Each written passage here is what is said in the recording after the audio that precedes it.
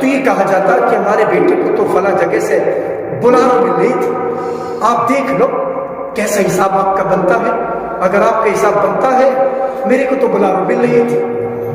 تو یہ مانگا جا رہا ہے، ارے سیدھا سیدھا یہ کہہ دے کہ مجھے بلارو چاہیے، یہ ضرورت ہی نہیں ہے کہ مل رہی تھی۔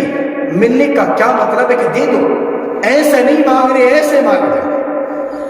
تو میرے نبی کے دیوانوں، آج کل کے دور میں یہ ہو چکا ہے کہ جو بھائی کی بہنیں ہوتی ہیں تو وہ بھی یہ سوچتی ہیں کہ کسی صورت سے بھائیے کی منگنی ہو جائے، بندے تو مل جائیں گے، بندے تو ملی جائیں گے، کچھ ملے نہ ملے بندے تو ملیں گے، بندے پکے سکے بندے۔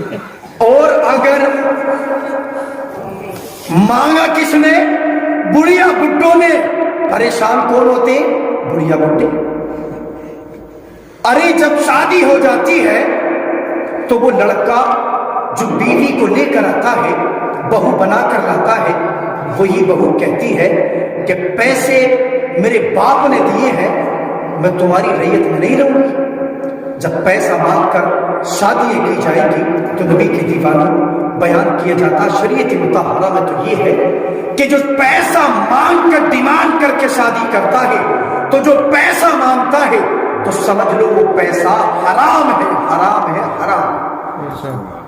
اور جو حرام روزی کھاتا ہے، بیان کیا جاتا ہے کہ رب تبارک و تعالیٰ اس کی دعا کو قبول نہیں فرماتا۔ اللہ۔